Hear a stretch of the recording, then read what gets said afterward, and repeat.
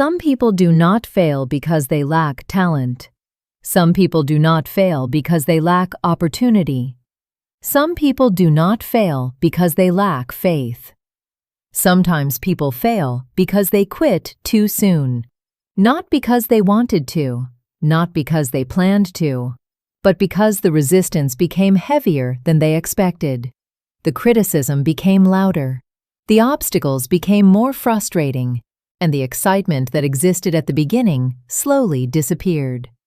Because starting something is exciting, finishing it is often difficult. And honestly, many people are standing in the middle of something right now that God asked them to build. A dream, a ministry, a business, a calling, a season of healing, a new chapter of obedience.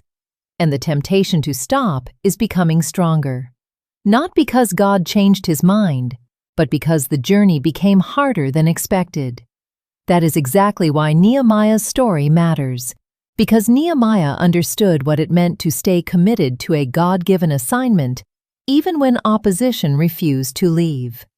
When we first meet Nehemiah, he is not a builder. He is not a military leader. He is not a prophet standing before crowds. He is a cupbearer serving the king. Yet one day he receives news that changes everything. The walls of Jerusalem are broken. The city lies vulnerable. The people are discouraged. And when Nehemiah hears this news, something happens inside him. His heart breaks. Because sometimes God places a burden on your heart before he reveals your assignment. Nehemiah does not immediately start building. He begins by praying. That matters, because many people rush into action before seeking God. But Nehemiah understood something important. Prayer prepares people for purpose. Nehemiah fasted, prayed, waited, sought God. And eventually, God opened a door. The king granted permission. Resources were provided. The opportunity arrived. And if the story ended there, it would be simple. But that is not how purpose works. Because just because God opens a door does not mean opposition disappears. In fact, sometimes opposition increases. The moment Nehemiah begins rebuilding, criticism appears. Sanballat, Tobiah, mockery, resistance, discouragement, threats. And honestly, many people experience the same thing. The moment they begin moving forward in obedience, something starts pushing back. The business starts facing problems. The ministry becomes difficult. Relationships become complicated. The healing process feels slower than expected. And suddenly people begin wondering, did I hear God correctly? But Nehemiah teaches us something powerful. Opposition is not always evidence you are on the wrong path. Sometimes it is evidence you are on the right one, because the enemy rarely fights what poses no threat. And one of the greatest challenges Nehemiah faced was distraction. Not destruction, distraction. His enemies repeatedly tried to pull him away from the work. At one point they sent messages saying, "Come, let us meet together." It sounded reasonable, harmless, productive. But Nehemiah recognized what was really happening.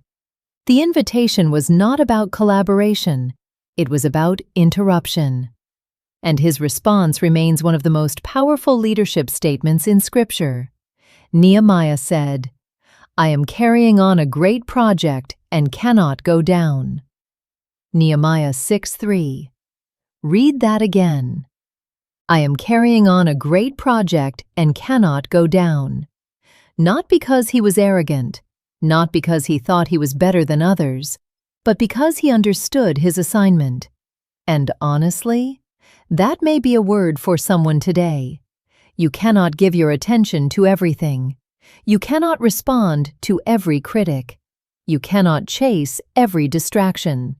You cannot allow every opinion to pull you away from what God called you to build. Because focus is expensive, and distraction is everywhere. Some people lose years, not because they lacked purpose, but because they kept leaving the wall, leaving the work, leaving the assignment, leaving the thing God asked them to finish. Nehemiah refused to do that. He stayed, worked, prayed, led, built, even when progress felt slow, even when opposition remained, even when the work became exhausting. And perhaps that is the hardest part of faithfulness, not starting, continuing. Because continuing requires conviction. It requires remembering why you started when the excitement fades. It requires trusting God when visible results are slower than expected. It requires perseverance when nobody is applauding. And honestly, many people quit in the middle because they expect purpose to feel exciting all the time. But purpose often looks like consistency, showing up again, praying again, working again, trusting again, long after emotions have changed. Galatians 6:9 reminds us, "Let us not become weary in doing good, for at the proper time we will reap a harvest if we do not give up." If we do not give up. That phrase matters, because harvest often lives on the other side of perseverance. And eventually, Nehemiah and the people accomplished something remarkable.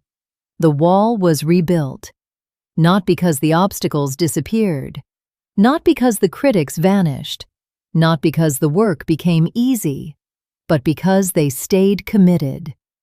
And maybe today, God is asking you to stay committed too. Stay committed to the healing. Stay committed to the calling. Stay committed to the growth.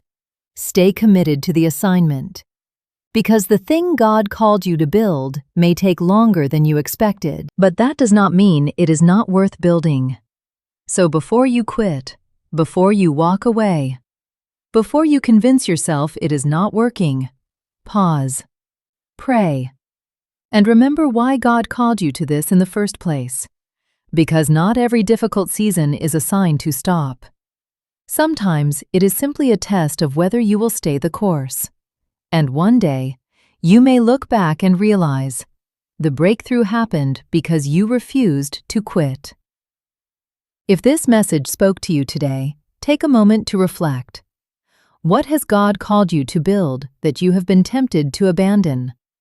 And if you want more faith-based encouragement and biblical motivational stories, subscribe to Inspire and Believe TV. And remember, the wall was not built because Nehemiah was gifted. The wall was built because Nehemiah stayed.